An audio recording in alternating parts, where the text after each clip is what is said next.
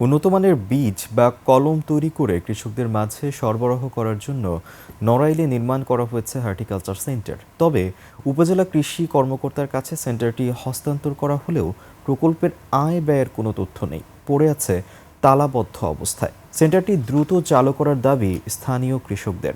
নড়াইল থেকে প্রতিনিধি শুভ সরকারের তথ্য ও চিত্রে বিস্তারিত দেখুন ডেস্ক রিপোর্টে।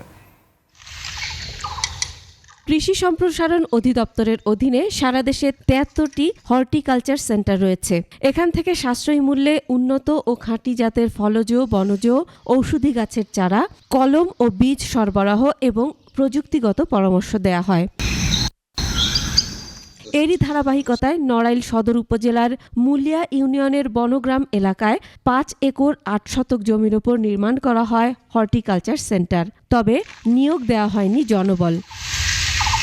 অবকাঠামো নির্মাণের পর সদর উপজেলা কৃষি কর্মকর্তার কাছে হস্তান্তর করা হয়েছে, তবে প্রকল্পটির আয় ব্যয়ের কোনো তথ্য নেই। এটা আপাতত আমাদের কোনো কাজে আসেনি। এটা মনে করেন বিল্ডিংটা হয়ে গেল দীর্ঘ ১ বছর এভাবে আছে। যদি কার্যক্রম শুরু হয় তাহলে যে কৃষি যারা চাষবাস করে এনারা পরামর্শ নিলে এনাদের তো উপকার হবে।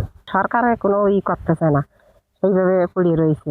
এদিকে কৃষি কর্মকর্তা জানান, জমি অধিগ্রহণের কাজ এখনো কিছু বাকি ও জনবল না থাকায় কার্যক্রম চালু করা যাচ্ছে না।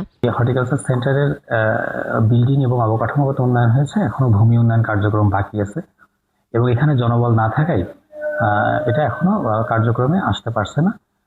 যদি দ্রুততম সময়ে জনবল সৃষ্টি করা যায় তাহলে এটা অত্র এলাকার উদ্যানতাত্ত্বিক ফসল সম্প্রসারণে গুরুত্বপূর্ণ ভূমিকা পালন করতে পারবে বলে আমি মনে করি।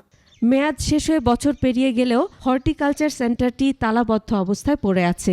এটি দ্রুত চালু করার দাবি স্থানীয় কৃষকদের। Masum আলিসা, desk report, ২১ television.